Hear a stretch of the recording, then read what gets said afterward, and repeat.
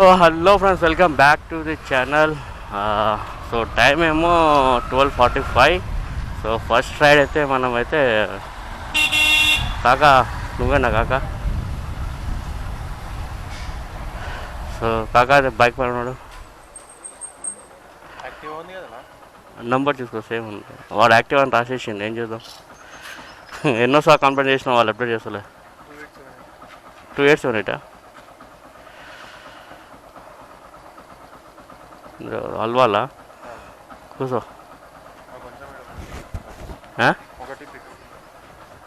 Pickup ఉందా?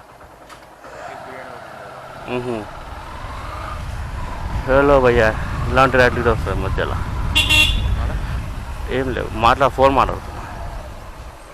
ఇల్లు వెళ్దామా? రైట్, చలో డ్రాప్ చేసి మళ్ళా. చలో భయ్యా, మధ్యలో ఆపి బిర్యానీ కోసం వెళ్ళాడు మావాడైతే. ఏంటో మరి ఇది. సో ఇలాంటివి జరుగుతుంటాయి రైడ్ మధ్యలో. ఈడాపు ఆడాపు, సిగరెట్ తాగుతా, చాక్లెట్ తీసుకుంటా, చిప్స్ కొనుక్కుంటా, అంతే కదా. సో ఇలాంటి మధ్యలో ఏమైనా మీకు ఎలాంటి కష్టం తగిలితే ఒకసారి కామెంట్ చేయండి అబ్బా.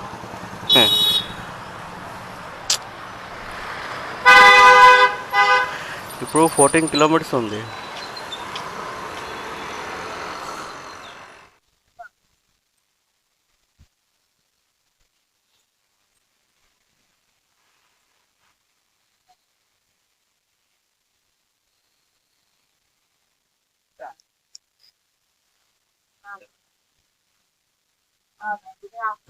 దీన్ని ఈ మనిషిని తీసుకెళ్ళాలంటే చింగి చాట్ అయింది. ఈయనమ్మ దాన్ని మళ్ళా 20-30 కిలో అది తీసుకొని లెఫ్ట్ సైడ్ లో కూర్చున్నాడు. అమ్మ చూడండి, హ్యాండ్ ఎట్లా అయిపోయింది, నాకు రెడ్గా అయిపోయింది, మొత్తం రెడ్ అయిపోయింది. అసలు మొత్తం బండి లెఫ్ట్ సైడ్ గుంజుకోబోతున్నాం. మొత్తం అంతా వెయిట్ ఉందంటే అంత వెయిట్ ఉంది. అసలు పెట్రోల్ అంతా బొక్క. దీని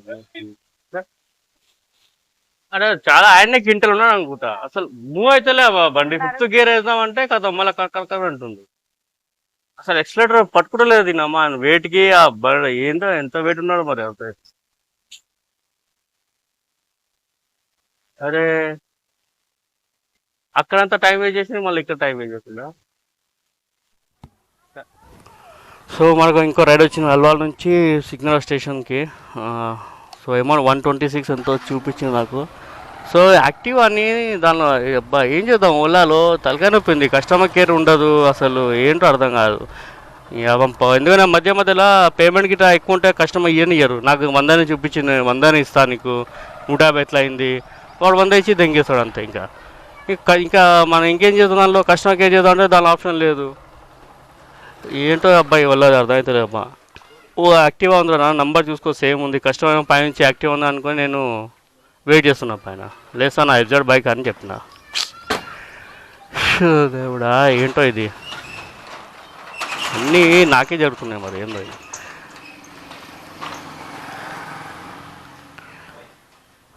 ఓకే, ఇంకేది పికప్ చేసుకొని స్టేషన్కి వెళ్ళిపోదాం.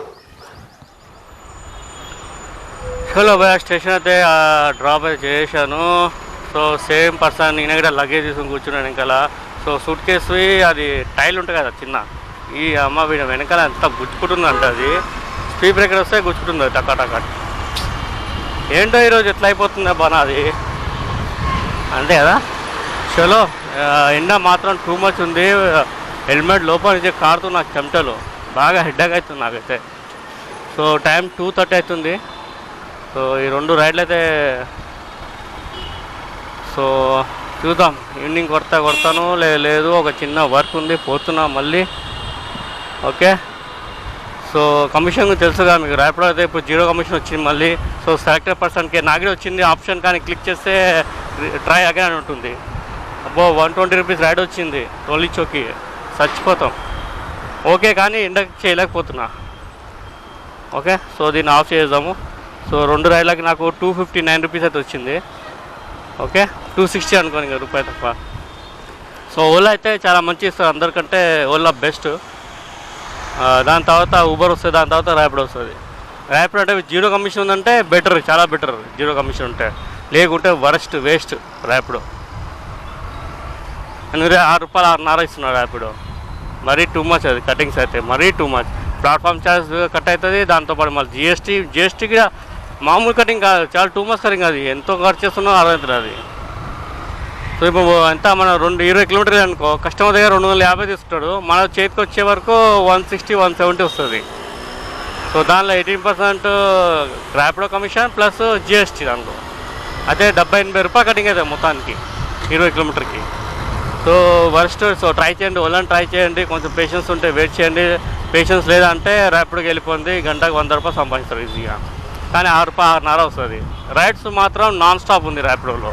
ఒకటేసారి 5-6 కనిపిస్తుంటుంది. మీకు నచ్చింది యాక్సెప్ట్ చేసుకోండి, లేకుంటే వదిలేండి దాన్ని. సో ఎక్కువ రైడ్ స్కిప్ చేసినా కూడా ఐడి బ్లాక్ అయ్యే ఛాన్సెస్ ఉంటుంది.